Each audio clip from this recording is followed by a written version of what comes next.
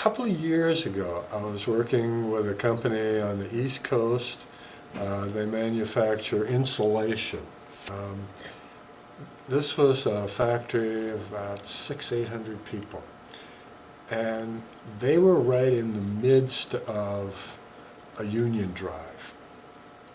And there was a lot of distrust between the workers and the management, between labor and capital. And my client believed that if people learned to communicate better, they could overcome some of these problems. And one of the measures of how well they were doing was how many grievances they had to process. And in this factory, they were processing over 100 grievances a month. This is a huge number of grievances. Take an enormous amount of management's time to process this. And most managers were very bitter about this. They said they're just making stuff up to make our lives difficult, and probably some truth to that. I mean, truth were known, you know. But my client persisted in believing that if we really learned to communicate about these problems, we could work these things out.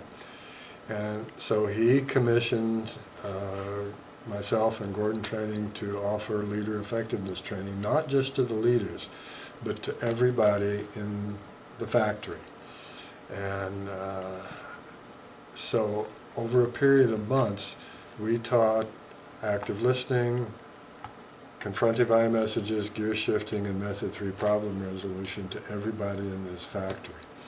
And it took a while, and it took some follow-up, and it took some clever and persistent facilitation and follow-up coaching. But after about a year, the number of grievances started to go down, and down, and down, and down. And after about a 12, 18-month period, the number of grievances was down to 10. Not per month, but 10 per year. And one of the interesting outcomes was that the grievances that did get filed, most of the managers would look at those grievances and say, you know what, this is a legitimate concern.